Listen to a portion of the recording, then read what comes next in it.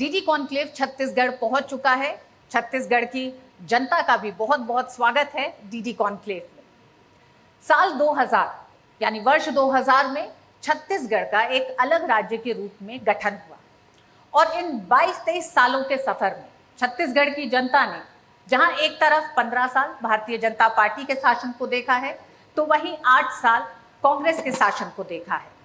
2023 का चुनाव छत्तीसगढ़ के लिए भी बेहद अहम माना जा रहा है, न सिर्फ दो राष्ट्रीय पार्टियों के लिहाज से, लेकिन कई ऐसी पार्टियां हैं जिन्होंने 2018 में एक थर्ड फ्रंट के अस्तित्व को जिंदा भी रखा और एक विकल्प के तौर पर भी दिया। लेकिन क्या 2023 तक पहुंचते पहुंचते उस थर्ड फ्रंट का अस्तित्व अभी भी बचा हुआ है? क्या जनता को उस थर्ड फ्रंट पर विश्वास है? साथ ही साथ बात होगी 7 और 17 तारीख को होने वाले चुनाव को लेकर अधिसूचना जारी होने के कुछ ही घंटे बाद भारतीय जनता पार्टी ने जो अपनी दूसरी लिस्ट जारी की उम्मीदवारों की, उसने छत्तीसगढ़ के चुनाव को और दिलचस्प बना दिया है। टीएस सिंहदेव की सीट पर उम्मीदवार घोषित न करने से भारतीय जनता पार्टी की रणनीति को लेकर काफी चर्चा है। साथ ही साथ जिस तरह से हमने बताया कि थर्ड फ्रंट के किस तरह के मसले रहेंगे 2023 में, इसी के साथ कांग्रेस एक बार फिर कोशिश करेगी सत्ता पर वापस आने की, तो भारतीय जनता पार्टी की कोशिश होगी कि 15 साल के शासन के बाद एक बार फिर सत्ता में वापसी करे। और इसके लिए भारतीय जनता पार्टी बघेल सरकार के दौरान भ्रष्टाचार, धर्मांतरण और तमाम उन वादों को लेकर जनता के बीच में है जो उन्होंने 2018 में चुनावी वादों के रूप में करे थे। तो इसका मतलब कि जो पूरे नहीं हुए वादे, उन पर भी क्या कहना है कांग्रेस का, ये भी जानेंगे। इसी चर्चा को आगे बढ़ाएंगे। जनता जनार्दन हमारे साथ है, क्योंकि मुद्दे उनके होंगे तो जनता भी इस पूरी चर्चा में हिस्सा लेगी। मैं अपने एक तरह से बड़े पैनल का तारुफ आप लोगों से कराती हूँ। हमारे साथ राजनीतिक पार्टियों के प्रवक्ता मौजूद हैं जो अपने मुद्दों को, अपनी बातों को और दावों को सामने रखेंगे जनता के। तो हमारे साथ मौजूद हैं सबसे पहले धनंजय ठाकुर, कांग्रेस के प्रवक्ता हैं। बहुत बहुत स्वागत है धनंजय जी आपका। हमारे साथ केदारनाथ गुप्ता जी हैं, भारतीय जनता पार्टी के प्रवक्ता। हमारे साथ अमित जोगी जी हैं, जनता कांग्रेस छत्तीसगढ़ के अध्यक्ष। अमित जी आपका बहुत बहुत स्वागत है। हमारे साथ Hemant poem, state president Bahujan Samajwadi party का। हेमंत जी आपका बहुत स्वागत है। कोमल भूपेंद्र आम आदमी पार्टी से हमारे साथ हैं, आपका भी बहुत बहुत स्वागत है। शुरुआत सबसे पहले तो मैं एक तरह से धनंजय ठाकुर जी आप ही से करना चाहूंगी, क्योंकि सवाल ये हो रहा है कि बहुत बड़े बड़े वादे किए गए थे 2018 में, तो कितने वादे पूरे किए, किन दावों के साथ आप जनता के बीच जा रहे हैं? और ये 5 साल का कार्यकाल क्या ये चुनौती दे रहा है कि एंटी इनकम्बेंसी भी आपको कहीं सताती दिखाई दे रही है? देखिए, सबसे पहले आप सभी को जय जोहार। छत्तीसगढ़ महतारी की कोरा में, माता कौशल्या के पावन भूमि में, भांचा श्री राम जी के ननिहाल में आप सभी का अभिनंदन है, डीडी न्यूज़ के सभी दर्शकों का। रितु जी, आपने कहा कि चुनौती हमारे सामने थी 2018 में, जब 15 साल के रमन कुशासन के दौरान इस प्रदेश के किसान कर्ज में दबे हुए थे। उनके उपज की कीमत नहीं मिलता था, किसान आत्महत्या कर लेते थे, युवाओं को रोजगार को बेचा जाता था, छत्तीसगढ़ की कला, संस्कृति, परंपरा, तीज त्यौहार को एक प्रकार से दबाया और कुचला जाता था। वो चुनौतियाँ थी हमारे पास, हमने स्वीकार किया और एक घोषणा पत्र को आकार दिया जिसमें प्रदेश की जनता की भावनाओं को रखा, यहाँ की समस्याओं को रखा। और ये पहला प्रदेश है जहाँ भूपेश बघेल जी मुख्यमंत्री की शपथ लेते हैं और घर नहीं जाते हैं, सीधा मंत्रालय जाते हैं और प्रदेश के 20 लाख किसानों को कर्ज माफ़ी का तोहफा देते हैं। आज प्रदेश के 20 लाख किसान कर्ज मुक्त हुए हैं। हमने धान की कीमत 2500 रुपये देने का वादा किया। हमने कोई 15-15 लाख रुपये खाता में आएगा किसी को सब्जबाग नहीं दिखाया था। हमने कहा कि हमारे किसान जो धान पैदा करते हैं उनको उनकी उपज की कीमत मिलनी चाहिए, और हमने 2500 रुपये धान कीमत दिया। और पहली बार जब हमने 2500 धान कीमत दिया तो केंद्र अमेठी सरकार ने प्रतिबंध लगा दिया कि अगर आप समर्थन मूल्य से 1 रुपये भी ज़्यादा देंगे तो यहाँ से हम चावल नहीं लेंगे। हमने राजीव गांधी किसान योजना की शुरुआत की और प्रदेश के किसानों को, जो धान उत्पादक किसान हैं, उनको 9,000 रुपये प्रति एकड़, और जो धान के अलावा अन्य जो फसल लगाते हैं उन किसानों को 10,000 रुपये प्रति एकड़ इनपुट सब्सिडी राजीव गांधी किसान योजना के माध्यम से दे रहे हैं। युवाओं का रोजगार के विषय में बात कर लेता हूँ। जब भूपेश बघेल जी शपथ लेते हैं, इस प्रदेश में बेरोजगारी दर 22% से अधिक था। आज वो 0.5% के आसपास में है। इसका सबसे बड़ा कारण है कि हमारी जो सरकार की योजनाएं हैं चाहे गोधन न्याय योजना हो, चाहे किसानों को जो आर्थिक रूप से सक्षम बनाने का मसला हो, या युवाओं को रोजगार देना हो, चाहे निजी क्षेत्रों में उद्योग को बढ़ावा देना हो, या स्थानीय स्तर पर अपने संसाधन से लोगों के लिए रोजगार उपलब्ध कराना हो। 5 लाख से अधिक युवाओं को रोजगार और स्वरोजगार और सरकारी नौकरी के माध्यम से हमने 4 साल में रोजगार दिया। और इस साल में आप देखेंगे 40,000 से अधिक पदों पर सरकारी नौकरी की भर्ती की प्रक्रिया चल रही है। ये भूपेश सरकार की योजनाएं हैं। हम जब योजना बनाते हैं उसकी तारीफ केंद्र में बैठी सरकार करती है। 65 पुरस्कार हमारे राज्य सरकार की योजनाओं को मिला है। 40 लाख लोग ऐसे हैं जो गरीबी रेखा के नीचे जीवन यापन करते थे, हमारी सरकार की योजनाओं के चलते वो आज गरीबी रेखा के जो लाइन है उससे ऊपर आके जीवन जी रहे हैं। व्यक्ति विकास हमारा लक्ष्य है। जहां 2018 में प्रति व्यक्ति आज 92,000 रुपये था, आज प्रति व्यक्ति या 1,40,000 रुपये अगर हुआ है तो हमारी सरकार की योजनाओं के तहत हुआ है। 23 में जनता के बीच जब आप जा रहे हैं तो वो क्या नई एक तरह से वादे हैं? इंतजार कीजिए, के साथ आगे जा रहे हैं। इंतजार कीजिए, हमारा घोषणा पत्र आएगा और वही घोषणा पत्र आएगा जो इस प्रदेश को नई ऊंचाई में ले जाएगा। वही घोषणा पत्र आएगा जो किसानों को आर्थिक रूप से सक्षम बनाएगा, युवाओं को रोजगार देगा, छत्तीसगढ़ की कला संस्कृति परंपरा तीज त्यौहार को एक उच्च स्थान प्राप्त करवाएगा। वही घोषणा पत्र आएगा जो छत्तीसगढ़ को, जो गढ़बो नवा छत्तीसगढ़ की हमारी जो थीम है उसको गति प्रदान करेगा। थोड़ा सा इंतजार कीजिए। हमारे साथ केदारनाथ गुप्ता जी भी है। केदारनाथ जी, धनंजय जी ने एक तरह से 5 साल में एक भी चुनौती को नहीं गिनाया है जनता के बीच जाते हुए। उनका ये कहना है कि 5 साल में जो काम किए हैं उसके भरोसे पर और उसी का दावा वो कर रहे हैं, उसके साथ वो जनता के बीच जा रहे हैं। क्या भारतीय जनता पार्टी 15 साल में अपने किए हुए काम को लेकर जनता के बीच इस 5 साल के कांग्रेस के दौर के एक तरह से एक उदाहरण के तौर पर पेश करती हुई क्या जनता के बीच में जा रही है? क्या अपनी वापसी की कोई उम्मीद कर रही है भारतीय जनता पार्टी? देखिए, निश्चित रूप से सर्वप्रथम तो मैं आप सभी को जय जोहार करता हूं, छत्तीसगढ़ महतारी को नमन करता हूं और आपके चैनल ने इतना अच्छा कार्यक्रम आयोजित किया, आप सभी को बहुत बहुत बधाई और धन्यवाद देता हूं। छत्तीसगढ़ के क्या हालात है ये किसी से छुपे नहीं है। निश्चित रूप से भूपेश बघेल जी बहुत बड़े बहुमत के साथ छत्तीसगढ़ में अपनी सरकार चला रहे हैं और उन्होंने 36 वादे किए थे, जिसमें माननीय टी.एस. सिंहदेव जी जो उनके मुख्यमंत्री हैं उन्होंने स्वीकार किया कि हमने 12 वादों पे कुछ काम किया है, 12 वादों पर सोचना शुरू किया और 12 को तो छुआ ही नहीं है। जो 12 वादों पे हमने काम शुरू किया है वो भी पूरे नहीं हुए हैं। तो कुल मिलाकर इन्होंने जो वादे किए थे वो एक भी पूरे नहीं किए। अब जो शराबबंदी का मामला था, शराब से पूरे घर की महिलाएं, माताएं, बहनें सभी चिंतित होती हैं कि आदमी कुछ पैसे कमा कर लाता है और फिर उसको आधे से ज़्यादा पैसे शराब में उड़ा देता है घर में आके, और थोड़ी सी घर में खींचतान भी होती है, कभी कोई मारपीट भी कर लेता है। तो इन्होंने जब शराबबंदी का वादा किया तो जो महिलाएं थी, जो हमारी बहन बेटियां थी, उन्होंने इस विश्वास के साथ कांग्रेस को वोट दे दिया कि शराबबंदी होगी तो घर में आर्थिक स्थिति अच्छी होगी और घर में तनाव कम होगा। आज तक इन्होंने नहीं की, उल्टा आज शराब घर घर पहुंचकर बेची जा रही है। गांव में शराब माफिया सक्रिय हैं, शराब की दुकानों से गांव में जाकर और माफियागिरी के तहत छोटे छोटे बच्चे शराब पीने लगे हैं। सिर्फ शराब की बात नहीं, मैं पहले इसलिए इस लाइन पर चर्चा कर रहा हूं क्योंकि अगर कोई शराब के नशे में युवक आ गया, बच्चा आ गया, तो फिर उसका संभलना मुश्किल होता है, बड़ा चिंता का विषय है। और अब तो नशीली दवाएं, हीरोइन बिक रहा है। टाटीबंध में 2 घटनाएं हो गई, 2 लोग गिरफ्तार हो गए। अफीम, चरस, गांजा, लगातार वो टैबलेट बिक रही है, छोटी छोटी नशीली चीजें जो छोटी बस्तियों में छोटे बच्चे उसका ग्रहण कर रहे हैं और उससे अपराध बढ़ रहा है। आप देखिए, चाकूबाजी की घटनाएं हो रही है, बलात्कार की घटनाएं हो रही है। अरे शर्मिंदगी महसूस होती है मुझे जब मैं माइक में सार्वजनिक रूप से ये कहता हूं कि रायपुर राजधानी में एएसपी कार्यालय, अतिरिक्त पुलिस अधीक्षक जिसका ऊपर कार्यालय हो, नीचे बेसमेंट में एक 12-14 साल की बच्ची के साथ लगातार 2 दिन बलात्कार होता है और सामूहिक बलात्कार होता है। और यहां पुलिस आंखें मूंदे बैठी है। हम जाते हैं पुतला दहन करने तो लाठीचार्ज करती है। रक्षाबंधन के दिन 2 बहनों के साथ 10 लोग सामूहिक बलात्कार करते हैं। राजधानी की घटना है। देवेंद्र नगर में एक महिला के साथ सामूहिक, भैया तो रायपुर की बात कर रहा हूं।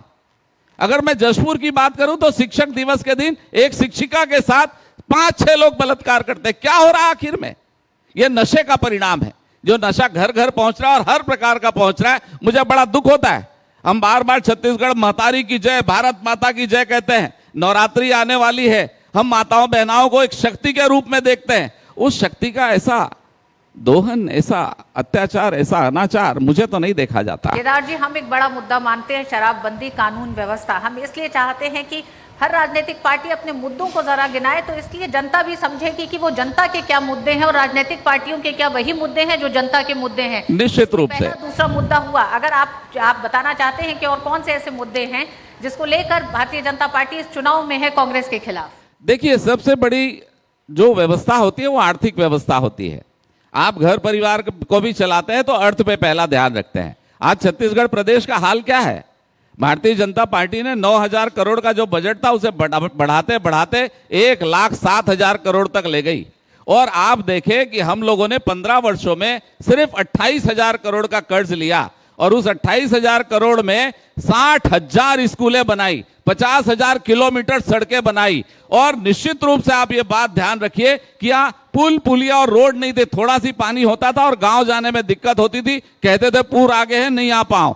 837 बड़े ब्रिज का निर्माण किया, 23,642 छोटे पुल पुलिया बनाए, 1,372 मीडियम क्लास के ब्रिज बनाए। जब ये छत्तीसगढ़ दौड़ने लगा, ये सिर्फ 28,000 करोड़ में हो गया। और 1 रुपए 2 रुपए किलो का चावल उस गरीब तक पहुंचाए जिसको कि भोजन नहीं मिलता था, भर पेट खा के वो सोने लगा। और ये भूपेश बघेल की सरकार 55,000 करोड़ का कर्ज ले ली। और 55,000 करोड़ का हिसाब मैं आपको बताता हूं कि ये कहते हैं कि हमने कर्जा माफी की तो 12,000 करोड़ की। ये कहते हैं कि हमने धान खरीदा तो 15,000 करोड़ उसमें एक्स्ट्रा दिया। 15,000 करोड़ और 12,000 करोड़ कितना हुआ? 27,000 करोड़। और लिया कर्जा कितना? 55,000 करोड़। में एक मिनट मेरी लाइन पूरी हो जाने चाहिए। अरे कर्जे का पैसा 28,000 करोड़ कहां गया? मैं तो 1,07,000 करोड़ का हिसाब नहीं पूछ रहा। 1,07,000 करोड़ में आपने ना रोड बनाया, ना कहीं नाली बनाई, ना ब्रिजेस बनाए, वो पैसा तो आपने खा लिया। अरे कर्जा लेकर भी भ्रष्टाचार कर रहे हो। आखिर क्या होगा इस प्रदेश का? पूरी तरह से आर्थिक रूप से आपने रीढ़ की हड्डी तोड़ दी है मैडम इस भूपेश सरकार ने। ठीक है केदार जी, धनंजय जी से जवाब ले ले। अमित जी फिर आपके पास आ रहे हैं क्योंकि ये दो बड़ी पार्टियां हैं जो आपस में एक दूसरे पे आरोप लगा रही हैं। जी धनंजय जी। मुझे तो अचरज लगता है कि भाजपा में कोई एक ऐसा नेता नहीं बचा है जो सच बोल सके। झूठ। अरे छत्तीसगढ़ में कुल 38,000 किलोमीटर सड़क है और गुप्ता जी बोलते हैं कि रमन सिंह ने 50,000 किलोमीटर सड़क का निर्माण किया। अरे भाई 12,000 किलोमीटर का सड़क का पैसा क्या रमन सिंह जी ने कहां पहुंचा दिया भाई? क्या प्रतापगढ़ पहुंचा दिए क्या कि भाजपा कार्यालय का निर्माण कर दिए? अरे 38,000 किलोमीटर आप खोल लीजिए वेबसाइट PWD का। अरे खोल लीजिए देखिए एक बार, सुनिए ना, जरूर देखना चाहिए। सुनिए ना, खोल लीजिए। सभी शिक्षित साथी बैठे हुए हैं। अरे थोड़ा सा मर्यादा में बोलिए। आरोप लगाना है तो ढंग से तो लगाइए। आप बोलते हैं 60,000 स्कूल आपने बनाया। अरे एक मिनट 60,000 स्कूल आपने बनाया। पूरे प्रदेश में 30,000 स्कूल है। 3,000 स्कूल रमन सिंह ने बंद कर दिया। आपने क्या 30,000 स्कूल के नाम से ही पैसा गड़बड़ कर लिए? 45,000 करोड़ रुपए का कर्जा ये रिकॉर्ड में है कि रमन सिंह की सरकार यहां से जाती है तो 45,000 करोड़ रुपए का कर्जा छत्तीसगढ़ के खजाने पर छोड़कर जाती है। 28,000 कहां से लाए गुप्ता जी बताओ? और उस 45,000 करोड़ रुपए का जो कर्जे का ब्याज 5 साल में भूपेश बघेल की सरकार 15,000 करोड़ रुपए जमा की। 55,000 करोड़ का हिसाब मांग रहे थे ना। मैं अभी और 55,000 करोड़ रुपए पूछा है, मैं जवाब दे देता हूं। 55,000 करोड़ रुपए केंद्र की सरकार छत्तीसगढ़ की कर्जदार है। छत्तीसगढ़ की कर्जदार है। सुनिए ना, छत्तीसगढ़ की कर्जदार है। धनंजय जी आप सत्ता में हैं, केदार जी की सरकार सत्ता में 15 साल रही है। नहीं दोनों के आरोप प्रत्यारोप नहीं, मैं तो जनता के सामने उस आरोप का जो झूठे आरोप है उसका 28,000 करोड़ हमने 15 साल में लिया। मैंने 55,000 करोड़ इन्होंने 4 साल में लिया। 6,000 करोड़ रुपए 6,000 करोड़ रुपए हमको पहले का मिला था 2003 में। सीधी बात है, उठाए गूगल और झूठ बोलने से काम नहीं चलता। अगर झूठ बोल रहा हूं तो मुझे कहें। धनंजय जी शांत होइए, इस तरह से चर्चा नहीं होती। नहीं मैं तो जवाब दे रहा था, तकलीफ इनको हो रही थी। जवाब दे दिया। बिल्कुल नहीं। अरे आपने आरोप लगाया, मैंने सुना, मुझे सत्य पता है। आप झूठ में थे इसलिए तिलमिला गए। आपने जवाब दे दिया, अब जनता को जवाब दें। आप केदार जी से यहाँ मत उस जवाब का इस समय असर देखें। अमित जी, 2 राजनीतिक पार्टियां दोनों सत्ता में रही हैं। जनता विकल्प उस राजनीतिक पार्टी से देखती है जो नए मुद्दे, नए रास्ते और पुरानी समस्याओं का हल दे सके। अजीत जोगी 2018 में थे, उन्होंने एक विकल्प के तौर पे थर्ड फ्रंट की शक्ल दी। आज 5 साल के बाद एक अस्तित्व की चुनौती आपकी पार्टी देख रही है। ऐसे में आप किन मुद्दों के साथ जनता के बीच में हैं? लोगों ने 15 साल भारतीय जनता पार्टी का राज देखा, 5 साल कांग्रेस का राज देखा। ऐसा कोई सगा नहीं जिसे भाजपा और कांग्रेस ने ठगा नहीं। दोनों में प्रतिस्पर्धा चल रही है कि कौन वादा खिलाफी में आगे रहेगा, कौन भ्रष्टाचार में आगे रहेगा। दिन में तो खूब तकरार करते हैं, पर रात को प्यार, और इनकी संतान है भ्रष्टाचार। भूपेश बघेल जी ने बोला मेरी सरकार बनेगी, रमन सिंह को हम जेल भेजेंगे। कोई भी भाजपा का नेता जेल गया? ईडी की चार्जशीट आई, 16,000 पन्ने का आरोप पत्र दाखिल किया गया है, उसमें 14,000 जगह छत्तीसगढ़ के मुख्यमंत्री का नाम का जिक्र है। उनके खिलाफ कोई कार्रवाई हुई?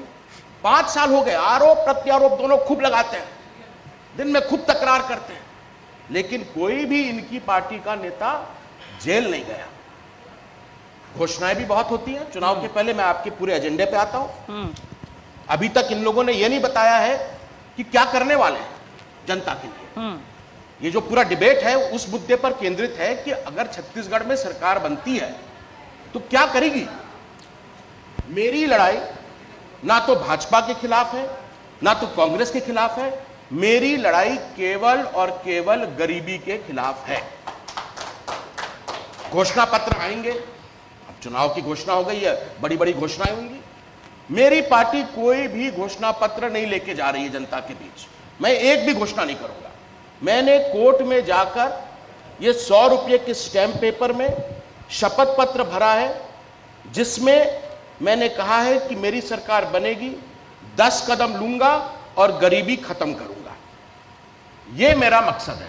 अगर इस एफिडेविट में लिखी बातों को मैं पूरा नहीं करता तो हर एक मतदाता को यह अधिकार है। मेरे खिलाफ झूठा शपथ पत्र देने के जुर्म में 2 साल मुझे सजा करा सकता है। मैं आपके चैनल से, आपके जो राष्ट्रीय चैनल है उसके माध्यम से ये चुनौती दे रहा हूं कि अब अगर राजनीति में विश्वसनीयता वापस लानी है तो भाई बाकी जो पार्टियां हैं घोषणाएं कर रही हैं, अगर उनकी घोषणाओं में दम है तो शपथ पत्र भर के दें। क्यों नहीं देते? ये आपने पिक्चर देखी होगी गजनी, उसमें आमिर खान का किरदार रहता है। हर 15 मिनट में वो भूल जाता है, उसे भूलने की बीमारी हो जाती है। तो आप कह रहे हैं राजनीतिक पार्टियां 5 साल में भूल जाती है, फिर 5 साल इन दोनों को गजनी वाली बीमारी हो गई है। घोषणा करते हैं और 15 मिनट बाद भूल जाते हैं कि क्या घोषणा है। इसीलिए ये शपथ पत्र और ये बाकी जो पार्टियां हैं, किसी का आला कमान दिल्ली में है, किसी का लखनऊ में है, किसी का चंडीगढ़ में है, लेकिन अजीत जोगी जी की पार्टी का जो आला कमान है वो यहां मेरे सामने बैठा है। ये है मेरा आला कमान। मुझे ना राहुल भैया से पूछना है, ना मोदी जी से पूछना है। मैं वही करूंगा जो छत्तीसगढ़ की जनता चाहती है, और बड़े सोच समझ के ये 10 कदम लेने का मैंने निर्णय लिया है। अमित जी, 18 में तो एक विकल्प के तौर पे दिखते थे आप, लेकिन अब तो 23 तक आते आते आपके सारे साथी भी छोड़ के चले गए हैं। ये कौन सी नई बात है? महाराष्ट्र में उद्धव ठाकरे जी मुख्यमंत्री थे, वो अपनी सरकार नहीं बचा पाए, उनकी 56 साल पुरानी पार्टी थी उसको नहीं बचा पाए। अडवाणी जी के बाद अगर देश में सबसे कोई कद्दावर नेता है पवार जी, वो अपनी पार्टी नहीं बचा पाए। मध्य प्रदेश में कमलनाथ जी मुख्यमंत्री थे, वो अपनी सरकार नहीं बचा पाए। तो मेरी क्या हैसियत है? डे 1 से जब पार्टी बनी हमारे ऊपर ऑपरेशन पंजा चला, ऑपरेशन लोटस चला, लेकिन मुझे इस बात का गर्व है कि आज भी 5 साल बाद मेरे पिताजी ने जो पार्टी बनाई थी, जो छत्तीसगढ़ की एकमात्र मान्यता प्राप्त क्षेत्रीय दल है, उसका अस्तित्व बरकरार है। पिछले 45 दिनों से लगातार मैं विधानसभाओं में जा रहा हूं, कार्यकर्ता सम्मेलन कर रहा हूं। जो प्यार मेरे पिताजी को जनता देती थी वही प्यार वो उनके बेटे को दे रही है। जो लोग इस भ्रम में हैं कि जोगी जी मर गए, आज वो देख रहे हैं कि छत्तीसगढ़ के लोगों के दिल में आज भी जोगी जिंदा है। हेमंत जी, आप अपनी पार्टी के जनाधार को क्यों नहीं पिछले 22 सालों में बढ़ा पाए हैं? देखिए, ऐसे भी रहा जब आप अजीत जोगी बहुजन जी के समाज साथ ही पार्टी रहे। आज भी पूरे देश के अंदर तीसरे नंबर की राष्ट्रीय पार्टी है। उसको भले एक क्षेत्रीय दल के रूप में लोग गिनते हैं। आप मीडिया में देख लीजिए कि भारतीय जनता पार्टी कांग्रेस कितनी सीटें आई और तीसरे में अन्य भी दिखाता है। जबकि आप बहुजन समाज पार्टी को देखेंगे तो इसके लगभग 20 राज्यों में हमारी एक अच्छी पकड़ है और छत्तीसगढ़ के अंदर भी हमारे 2 विधायक जीते हुए हैं और विधानसभा में विभिन्न मुद्दों पर बहुत ही ज़ोर शोर से आवाज़ उठाते हैं। और पिछले बार हम कई सीटों पर हम बहुत कम अंतर से हारे हैं। और ये जो हमारे मित्र बीजेपी और कांग्रेस के नेतागण हैं, जो मध्य प्रदेश में जिन मुद्दों को लेकर के कांग्रेस पार्टी विरोध करती है, उन्हीं मुद्दों को लेकर के यहाँ पर भारतीय जनता पार्टी विरोध करती है। जबकि छत्तीसगढ़ और मध्य प्रदेश एक राज्य था और समान मुद्दे हैं दोनों पर।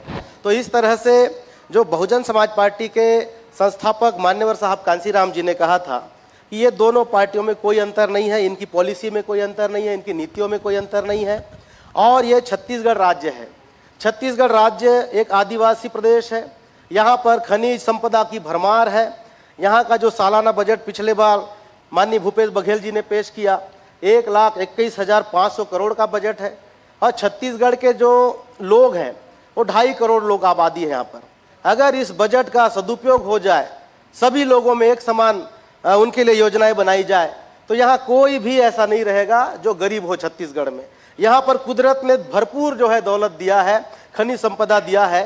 तो हमारी नेता माननीय बहन कुमारी मायावती जी की जो नीति है कि सर्वजन हिताय सर्वजन सुखाय, कि इस देश के अंदर में और प्रदेश के अंदर में जिसकी जितनी संख्या भारी उसकी उतनी भागीदारी, जिसकी बात आज कांग्रेस पार्टी भी कर रही है, जिसकी बात आज बीजेपी के लोग भी कर रहे हैं। जो नारा बहुजन समाज पार्टी का था कि इस देश के अंदर, प्रदेश के अंदर सभी में एक समान नेचुरल रिसोर्सेज का वितरण होना चाहिए, सभी का एक समान सोच करके विकास होना चाहिए, इन पार्टियों ने नहीं किया। इसलिए जो है कई पार्टियां देश के अंदर में बनी हैं। अगर इन पार्टियों ने भारतीय संविधान का सही पालन किया होता तो इतनी सारी जो पार्टियां अनेक राज्यों में दिखाई दे रही हैं, कोई नहीं दिखाई देती। तो इन लोगों ने संविधान का उल्लंघन किया है। संविधान के नियमों का जो पालन होना चाहिए, क्योंकि बाबा साहब डॉक्टर भीमराव अंबेडकर जी ने कहा था कि संविधान कितना ही अच्छा हो, अगर उसको चलाने वाले की नीयत सही नहीं है तो अच्छा संविधान भी खराब हो जाता है। और संविधान कितना ही खराब हो, अगर उसको चलाने वाले की नीयत सही हो तो खराब से खराब संविधान भी अच्छा साबित होता है। तो जब भारत देश के अंदर इतना बड़ा जब घोषणा पत्र भारत का संविधान है, तो ये घोषणा पत्र की जरूरत नहीं है, न किसी और चीज की जरूरत नहीं है। अगर भारतीय संविधान का सही पालन हो जाए तो भारत जो है फिर से सोने की चिड़िया बन जाएगा। ये बाबा साहब डॉक्टर अंबेडकर का सपना था और बहुजन समाज पार्टी उसी नीति पर चल करके अपने मूवमेंट में लगी हुई है। अब हम कब सफलता पाते हैं कब नहीं, उसको हमको फर्क नहीं पड़ता, लेकिन हम लोग ग्रास रूट पे अपने काम को जारी रखे हुए हैं। और निश्चित रूप से इस बार जो है बहुजन समाज पार्टी एक बड़े ताकत के रूप में छत्तीसगढ़ में उभरने वाली है। जी हाँ, छत्तीसगढ़ में 2000 के बाद से राष्ट्रीय स्तर पर मायावती का कद या कहें सियासी पहुंच जिस तरह से सीमित हुई है, उसका असर तमाम जो क्षेत्रीय इकाइयां हैं उन पर भी दिखाई दे रहा है। और यही वजह है कि इस मंच पे जहां 2 राष्ट्रीय पार्टियां दिखाई दे रही हैं, वहीं थर्ड फ्रंट की 2 पार्टियां दिखाई दे रही हैं। लेकिन सवाल ये है, आम आदमी पार्टी जो विपक्षी गठबंधन में कांग्रेस के साथ खड़ी दिखाई देती है, तो छत्तीसगढ़ में अगर वो पहुंचती है तो वो किसका फायदा और किसका नुकसान करने के लिए पहुंची है? कोमल हमारे साथ हैं, कोमल उपेंद्र जी। कोमल उपेंद्र जी, किस मकसद से छत्तीसगढ़ आना हुआ है? ये किसको फायदा और किसको नुकसान पहुंचाने के मकसद के साथ पहुंचे हैं आप?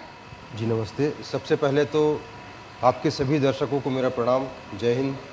चूँकि आम आदमी पार्टी किसी पार्टी को फ़ायदा पहुंचाने के लिए या किसी पार्टी को नुकसान करने के लिए छत्तीसगढ़ नहीं आई है।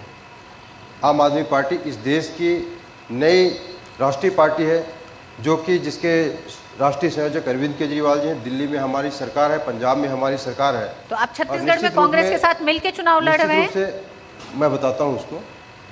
निश्चित रूप से आम आदमी पार्टी ने दिल्ली में और पंजाब में जिस तरह से काम किया है, दिल्ली में शिक्षा स्वास्थ्य के क्षेत्र में आम आदमी पार्टी ने काम किया है, ऐतिहासिक है। और सारे देश की निगाह आज अरविंद केजरीवाल जी के काम की तरफ है। देश और विदेशों से लोग उसको देश की देखे निगाह बिल्कुल कोमल जी आपने एकदम सही कहा। देश की निगाह बिल्कुल दिल्ली की तरफ है। दिल्ली में जिस तरह से घोटालों में और एक के बाद एक हमने देखा कि किस तरह से मंत्री जेल में जाते रहे, उस पर सबकी निगाह है दिल्ली की सरकार पर। लेकिन मैं ये आपसे पूछ रही हूँ, छत्तीसगढ़ आप आए हैं, आप कांग्रेस के साथ चुनाव लड़ रहे हैं, कांग्रेस के खिलाफ चुनाव लड़ रहे हैं, बीजेपी को फायदा पहुंचा रहे हैं, आप किस मकसद से छत्तीसगढ़ पहुंचे हैं? मैं उसी लाइन पे बात करना चाहूंगा जी कि आम आदमी पार्टी छत्तीसगढ़, ये सिर्फ छत्तीसगढ़ की पार्टी नहीं, इस देश की पार्टी है। आम आदमी पार्टी देश की एक राष्ट्रीय पार्टी है। शिक्षा और स्वास्थ्य के क्षेत्र में दिल्ली में जिस तरह से काम हुआ, छत्तीसगढ़ को आज जरूरत है। मैं अविभाजित मध्य प्रदेश की बात नहीं करूंगा, छत्तीसगढ़ राज्य बनने के बाद की स्थिति की बात करूं। आज भी जब 15 साल की भारतीय जनता पार्टी की सरकार छत्तीसगढ़ में सत्ता में रही है, कांग्रेस पार्टी की अभी बात छत्तीसगढ़िया मुख्यमंत्री के करते हैं कांग्रेस पार्टी के लोग, वो 5 साल अभी पूरा कर लिए। इसके बावजूद आखिर क्या बात है कि बस्तर के लोग, वहाँ के स्कूल आज जर्जर है, वहाँ के बच्चों को मजबूर होकर स्कूल के बाहर आके प्रदर्शन करना पड़ रहा है कि सरकार जी हमारे स्कूल में आप शिक्षक भेजिए। आखिर क्या बात है कि जिस हसदेव को बचाने की बात, एक मिनट भ्रष्टाचार छत्तीसगढ़ का मामला है, एक मुद्दा है या नहीं? मैं बात करूंगा उधर। मैं फिर से सवाल करना चाहता हूं कि आखिर क्या बात है कि जब रमन सरकार थी, भारतीय जनता पार्टी की सरकार थी, तब राहुल गांधी जी हसदेव में जाते हैं, कहते हैं कि हमारी सरकार आएगी, हसदेव को हम बचाएंगे। सत्ता में आने के बाद ऐसी क्या मजबूरी हो गई भूपेश बघेल जी को, जो आप छत्तीसगढ़िया की बात करते हैं, पुलिस फोर्स लगा के आप हसदेव को काट देते हैं? आखिर क्या बात है कि सिलगेर में 3 आदिवासी जिनकी पुलिस की गोली से हत्या हो जाती है, एक गर्भवती महिला की वहां मौत हो जाती है, उसके बाद भी सरकार की तरफ से ना कोई सहयोग ना कोई मुआवजा। ऐसे आप छत्तीसगढ़िया की बात करते हैं, छत्तीसगढ़ के आदिवासियों की बात करते हैं, लेकिन छत्तीसगढ़ के आज बच्चे, गरीब बच्चे, आज उनको स्कूल में शिक्षक नहीं है, उनको सही इलाज नहीं मिल पा रहा है। आज यदि किसी का एक्सीडेंट हो जाता है, कोई गंभीर बीमारी हो जाती है, बस्तर से किसी अस्पताल में हम जाते हैं, वहाँ रिफर कर दिया जाता है, फिर वहाँ से जगदलपुर से रायपुर। कोई यदि पुलिस और नक्सली के बीच कभी मुठभेड़ होता है, वहाँ पुलिस को इलाज कराने के लिए कोई अस्पताल नहीं है, हेलीकॉप्टर से उठा के लाया जाता है रायपुर में निजी अस्पताल में इलाज कराया जाता है। लोगों की निगाह अरविंद केजरीवाल जी की तरफ है, 10 गारंटी उन्होंने दी है। आज आम आदमी पार्टी की एक कार्यकर्ता पूरे प्रदेश में सरगुजा से लेकर बस्तर तक डोर टू डोर जाके अरविंद केजरीवाल जी की गारंटी को पहुंचा रहे हैं, और मुझे विश्वास है कि प्रदेश की जनता ऐतिहासिक बदलाव लाएगी। दिल्ली और पंजाब की तरह छत्तीसगढ़ में भी परिवर्तन होगी, और अगला चुनाव होगा, उसके परिणाम जो है ऐतिहासिक होगा। धनंजय जी, भारतीय जनता पार्टी तो तमाम वो मुद्दे गिनाई रही है, आम आदमी पार्टी भी दिल्ली से चली आई है छत्तीसगढ़ आपके खिलाफ एक तरह से, और उन तमाम मुद्दों को गिना रही है।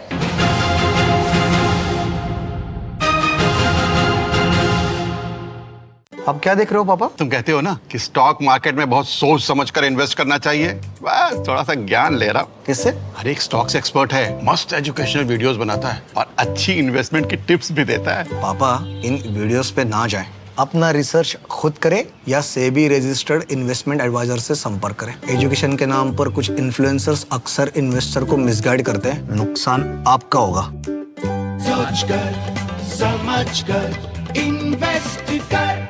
थिंक IIT, थिंक विद्या मंदिर, थिंक IIT, थिंक विद्या मंदिर, थिंक IIT, थिंक विद्या मंदिर। दादी, आज भी आपकी चाय की दुकान बंद थी? 1 महीने से बीमार हूँ, काम बंद और इलाज का खर्चा अलग। आयुष्मान कार्ड नहीं बनवाया? नाम सुना है, कहाँ बनवाना है, कैसे बनवाना है, इस उम्र में भाग दौड़। कार्ड अभी बन जाएगा। आयुष्मान ऐप पर जाकर अपना या परिवार के सदस्य का नाम लाभार्थी सूची में ढूंढें, आधार OTP या फेस ऑथ द्वारा ऑथेंटिकेट करें, डिटेल्स भरें, अब मोबाइल से फोटो खींचकर अपलोड करें। बन गया। अब ठीक होकर अपने हाथ की चाय पिला दो। और एक प्रकार से PM जय अब गरीबों की जय बन गई है। 5 लाख तक के मुफ्त उपचार की गारंटी, स्वास्थ्य का वरदान आयुष्मान।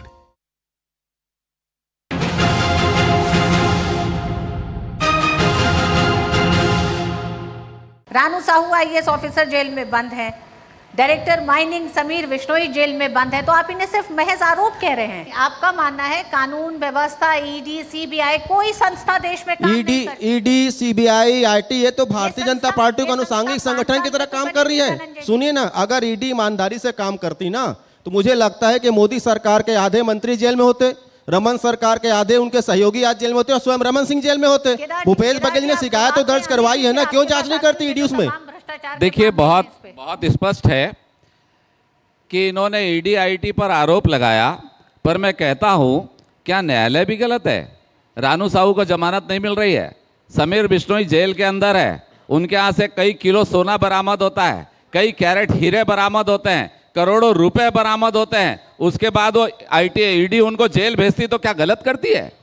मेरा सवाल है इस बात का। अगर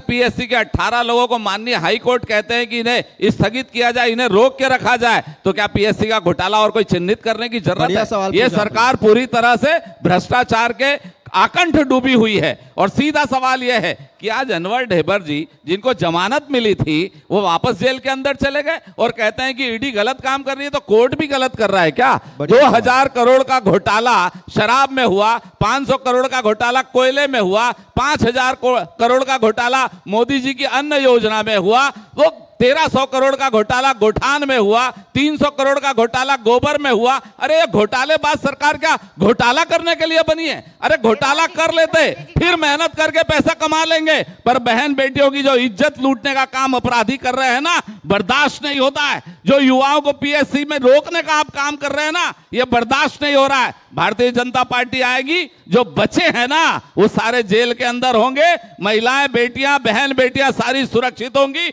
और युवाओं को पीएससी में बराबर और ईमानदारी के साथ, पारदर्शिता के साथ काम मिलेगा और वो आगे पास होकर जाएंगे। ये घोटालेबाजों से मुक्ति लेना जरूरी है। केदार जी, इस वादे के साथ जाइए। धनंजय जी, जहां आप इनका जवाब देंगे वहीं 10 दिन में शराबबंदी होनी थी इस राज्य में, 5 साल हो गए, क्या जवाब है? छत्तीसगढ़ की महिलाओं के बीच एक बार फिर कांग्रेस है चुनाव में। छत्तीसगढ़ की महिलाओं ने जो सरकार पर भरोसा किया है, सरकार शराबबंदी की दिशा में काम कर रही है। 100 दुकान शराब के बंद किए। निश्चित तौर पर हम नोटबंदी की तरह शराबबंदी करके लोगों की जान खतरे में डाल सकते। शराबबंदी के लिए हमारी जो चिंता है जाहिर है, 7 राज्यों से घिरा हुआ हमारा राज्य है, शराब तस्करी में भाजपा नेता पकड़े जाते हैं। हम किसी के जान माल के खतरा उत्पन्न नहीं करना चाहते। हम शराबबंदी करेंगे, नशाबंदी करेंगे, हमारी सरकार उस दिशा में जा रही है। दूसरी बात, धनंजय जी ये गणित समझा दें। आपने कहा कि अगर शराबबंदी करेंगे तो लोगों की जान चली जाएगी, इस गणित को थोड़ा समझा। लॉकडाउन के दौरान पूरे प्रदेश में शराब बिक्री बंद थी। कोई जाके तारपीन पी रहा है, कोई जाके वो पंचर बनाने वाले केमिकल को पी जा रहा है। मौत तो हो रही ना, उस मौत को रोकने की जिम्मेदारी भी हमारी है ना। हम तो चाहते हैं ना जागरूकता। अगर कोई शराब पी रहा है, वो इस बात को समझ जाए शराब से उसका नुकसान है और शराब वो पीना बंद कर दे। हमारी सरकार की सोचना यह है। भी राज्य बांटने लग जाएगी, आप अवैध शराब भी नहीं रोकेंगे। हमारे यहाँ अवैध शराब नहीं बिकता, वो रमन सिंह की सरकार में मिलता था। भाजपा नेता कोचियागिरी करते थे, हम नहीं बेचते उस समय। हमारे साथ जनता जनार्दन भी मौजूद है। हम चाहेंगे कि भ्रष्टाचार, धर्मांतरण और तमाम जो पूरे नहीं हुए वादों से संबंधित अगर कोई सवाल आप लोगों का है तो राजनीतिक पार्टियां यहाँ मौजूद है, आप अपना सवाल करें। मैं बीजेपी से और कांग्रेस से, दोनों से सवाल करना चाहता हूँ। जो भी पार्टी अभी सत्ता में आएगी, क्या वो ओबीसी की जनगणना छत्तीसगढ़ में करवाएगी? पहला प्रश्न। दूसरा प्रश्न, 27% आरक्षण जो कांग्रेस ने ओबीसी को दिया था, वो बीजेपी के इशारे पर ये महामहिम ने रोक के रखा है। उस पर दोनों पार्टी की धनंजय जी को क्या ये है, इस पर मैं जानना चाहूंगा। जी धनंजय जी।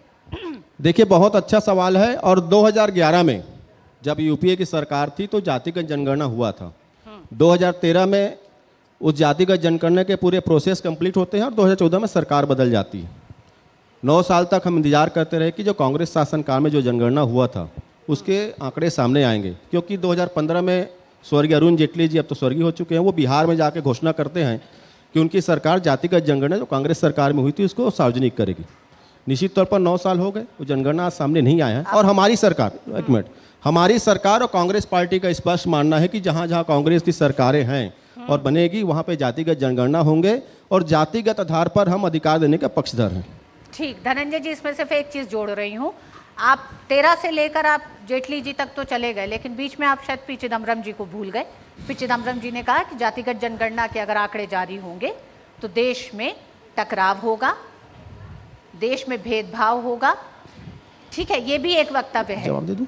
जवाब देंगे आप इस पे? बिल्कुल दूंगा। कहिए फिर। जब हम जातिगत जनगणना करवा शुरुआत की 2011 में, स्वाभाविक बात है कांग्रेस पार्टी पहले तैयार नहीं थी। आज राहुल गांधी नहीं 11 नहीं, जो हम तो 11 में करवा, सुनिए रितु जी हमने तो 2011 में जातिगत जनगणना शुरुआत की ना, कांग्रेस की सरकार थी, यूपी की सरकार थी। 13 में सरकार कंप्लीट होता प्रोसेस, में ही रहते हुए 13 में प्रोसेस कंप्लीट होता है, 14 में सरकार बदल जाती है। जनगणना से देश बटेगा। हम तो लगातार हमारी मनसा अगर अंसा होती तो हम जातिगत जनगणना करवाते ही नहीं। छत्तीसगढ़ आके कहते हैं कि जातिगत हमारी मनसा अगर नहीं होती तो जातिगत जनगणना कराते नहीं। बड़े नेता हैं यूपीए के उस समय के। जी केदारनाथ जी। देखिए, मेरा मानना है और मैं स्पष्ट रूप से आपके चैनल में कहता हूं, भारतीय जनता पार्टी आरक्षण की पक्षधर है। हमने विधानसभा में जो भूपेश बघेल जी ने प्रस्ताव लाया था उसका पूर्ण रूप से समर्थन किया, पर मैं कहता हूं कि हिंदुस्तान संविधान से चलता है। आर्टिकल 341, 342 में स्पष्ट उल्लेख है आरक्षण का आधार क्वांटिफाइबल डाटा होता है, और राज्यपाल महोदया ने उनसे क्वांटिफाइबल डाटा मांगते मांगते मांगते वो थक गई। आप अगर क्वांटिफाइबल डाटा को आधार मानते हैं आरक्षण में, आराम से हाँ, अपना जवाब दे। आरक्षण का आधार क्वांटिफाइबल डाटा होता है। अनुसुईया उइके जी से लेकर आज तक के राज्यपाल जी उसके बारे में पूछ रहे हैं कि मैं उसे लागू करूंगा, आप क्वांटिफाइबल डाटा दे दें। पर भूपेश बघेल जी कहते हैं ना, हाथी के दांत दिखाने के और खाने के और होते हैं। वो आरक्षण का नाम लेते हैं पर आरक्षण के विरोधी हैं। उन्होंने क्वांटिफाइबल डाटा आज तक नहीं दिया। दूसरी बात, ये जो जातीय गणना की बात कहते हैं, अभी कुछ दिन पहले एक टीवी कॉन्क्लेव में भूपेश बघेल जी से पूछा गया कि आपने तो गिनती करा ली है तो सार्वजनिक क्यों नहीं करते, तो बोले मैं अपने लिए कराया हूं। तो क्या घर में रखोगे? आप सरकार को नहीं देते, विधानसभा पटल में नहीं रखते, राजभवन में नहीं देते, सार्वजनिक नहीं करते, तो किसके लिए कराया है भाई आपने?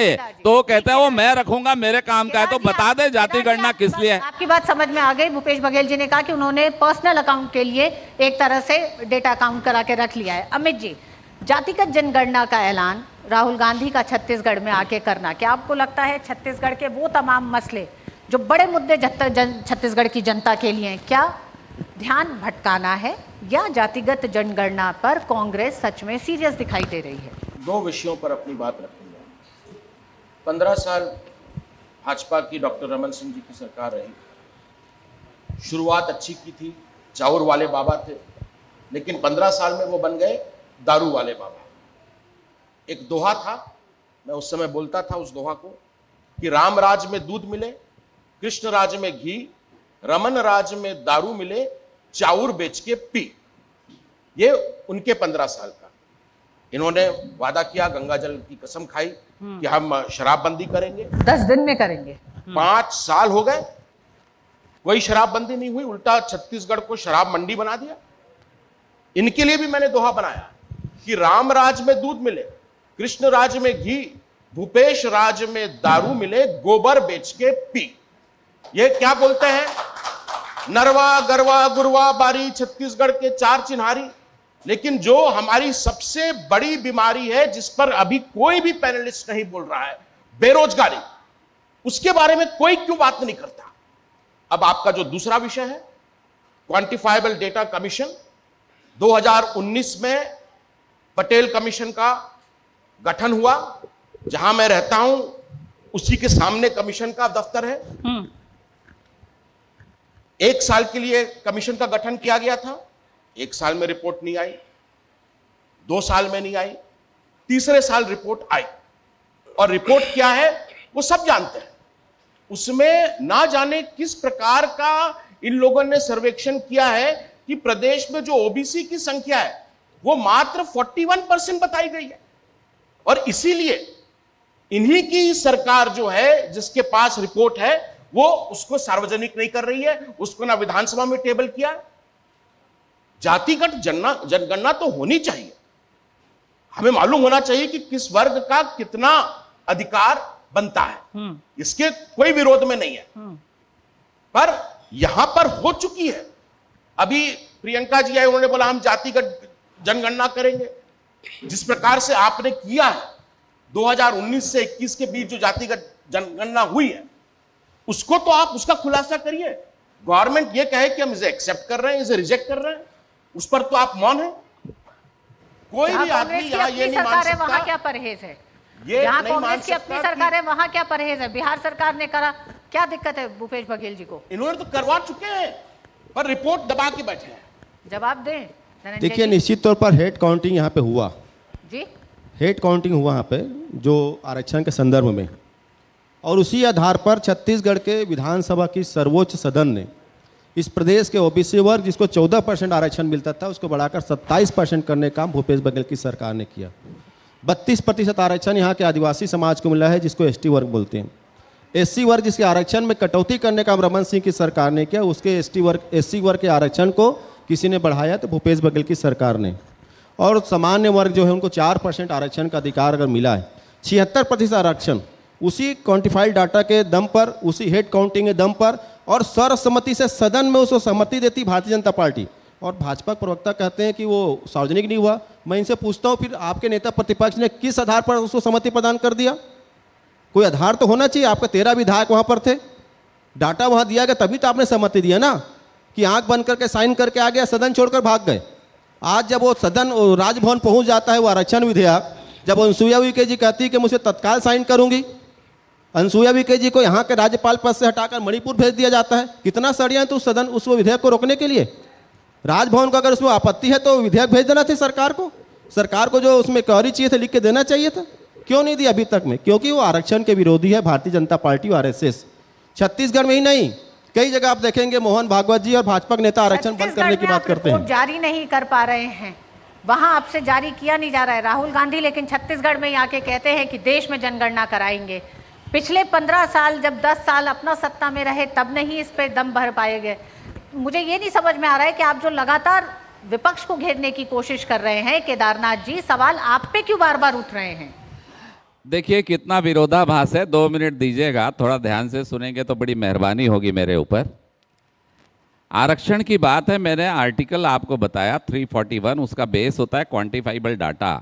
ये क्वांटिफाइबल डाटा आज तक राजभवन नहीं दिए, ना विधान पटल में रखा। इनके मुख्यमंत्री जी मान गए और ये झूठ कहते हैं कि हमारे विधायकों ने देखा। मैं तो चैलेंज कर रहा हूं ना, किस दिन रखा क्वांटिफाइबल डाटा, इनके मुख्यमंत्री जी से अभी पूछ लीजिए। दूसरी बात, ये कहते हैं कि हमारी सरकार आएगी तो हेड काउंट करेंगे। और कौन कहता है? प्रियंका जी, जो बार बार ये कहती है लड़की हूँ लड़ सकती हूँ। अगर मध्य प्रदेश में रैप होता है तो उनका ट्वीट आ जाता है, यूपी में होता है तो ट्वीट आ जाता है, और छत्तीसगढ़ में रोज होता है। पर लड़की हूँ तो लड़ सकती हूँ, छत्तीसगढ़ में नहीं लड़ सकती, छत्तीसगढ़ का ट्वीट नहीं आता। और मुख्यमंत्री जी कहते हैं कि मैंने हेड काउंट करा लिया, अपने पास रखा है। और प्रियंका जी कहती है हमारी सरकार आएगी तो हेड काउंट करेंगे। कितना विरोधाभास है, वो सामने है, मंच में है। इसको आपको समझना पड़ेगा कि ये लोग खाली राजनीति करने, खाली प्रदेश और देश को लूटने का काम करने वाली कांग्रेस पार्टी है। इनका विरोधाभास इनके सामने आ रहा है, हम समझ क्यों नहीं पाते? मुझे ऐसा लगता है कि हमें जागरूक होने की आवश्यकता है। हमने तो आरक्षण का साथ दिया, विधान पटल में हमने पास किया, अब उसका बेस अगर क्वांटिफाइबल डाटा है तो आप जमा क्यों नहीं करते? और आप एक तरफ कहते हैं हेड काउंट हो चुका है और दूसरी तरफ कहते हैं सरकार आएगी तो कराएंगे। आप बैठे हो मुख्यमंत्री बन के, आप बोलते हो मैंने व्यक्तिगत करा। अरे किस लिए? सरकार क्या कोई व्यक्तिगत काम के लिए होती है? आपने जनगणना कराई तो पैसे तो सरकार के लगे, आपने उसे अपने पास क्यों रख लिया? पर्सनल क्या होता है, यह व्यक्तिगत क्या होता है सरकार में? तो निश्चित रूप से मेरा मानना है सारे लोग बैठकर और छत्तीसगढ़ में भ्रष्टाचार करने के लिए आए हैं। भ्रष्टाचार करने के अलावा इनका कोई काम नहीं है। और मेरे सवाल का जवाब दे सकें तो मैं धन्यवाद कहूंगा। जी, इन राजनीतिक पार्टियों के लिए भ्रष्टाचार अपने अपने दौर के समय का मुद्दा है। आज एक दूसरे पर आरोप प्रत्यारोप कर रहे हैं।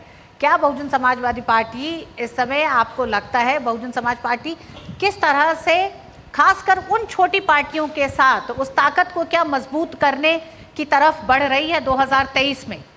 देखिए, मेरे लिए छोटी पार्टियां हैं जो शायद एक जवाब दे सकती हैं मुझे पार्टियों को। इस ओबीसी के संबंध में जानकारी जो मेरे पास है उसको बताना मैं जरूरी समझता हूं। ओबीसी की जनगणना होनी चाहिए और ये दोनों पार्टियां ना तो ओबीसी की जनगणना कराने के पक्ष में है और ना ही उनको जनसंख्या के अनुपात में शिक्षा, शासन, सत्ता, व्यापार, नौकरी आदि में रिजर्वेशन देने के पक्ष में है। बात केवल छत्तीसगढ़ की नहीं है और ये इसके इतिहास को जानना बहुत जरूरी है। 2 मिनट लेना चाहूँगा। इंडियन कॉन्स्टिट्यूशन में आर्टिकल 340 उसमें ओबीसी की जनगणना का प्रावधान है। बाबा साहब डॉक्टर अम्बेडकर उस समय कानून मंत्री थे। उस समय कांग्रेस की सरकार में बाबा साहब अम्बेडकर ने कहा कि ओबीसी की जनगणना करा लो अनुच्छेद 340 के आधार पे। उस समय कांग्रेस की सरकार ने नहीं कराया। जब माननीय बाबा साहब डॉक्टर अम्बेडकर ने दबाव बनाया तब काका कालेलकर आयोग बना करके कांग्रेस की सरकार ने जनगणना कराया, लेकिन उस समय उनको जनसंख्या के अनुपात में उनका भागीदारी नहीं दिया। जब आपातकाल के बाद में मोरारजी देसाई जी की सरकार बनी तो उस समय जब पिछड़े वर्ग के लोगों ने कहा कि हमारे जनसंख्या के अनुपात में रिजर्वेशन दे दो, तो मोरारजी देसाई जी ने कहा कि हम नया आयोग बनाएंगे। उन्होंने मंडल आयोग बनाया। मंडल आयोग की सिफारिश को भी लागू नहीं किया गया। जब इस देश के अंदर में मान्यवर साहब कांसीराम जी ने पूरे देश में रैली निकाला, मंडल आयोग लागू करो वरना कुर्सी खाली करो, तब वीपी सिंह जी ने लागू किया आधा अधूरा। तो उसके बाद जो है वीपी सिंह जी की सरकार को बीजेपी का बाहर से समर्थन था। जैसे वीपी सिंह ने ओबीसी के जनगणना आरक्षण लागू करने की घोषणा किया तो बीजेपी की सरकार ने समर्थन वापस ले लिया। तो इस तरह से दोनों पार्टियां ओबीसी को जो है एक फुटबॉल बना के रखे हैं, कभी एक लात मारता कभी दूसरा लात मारता है।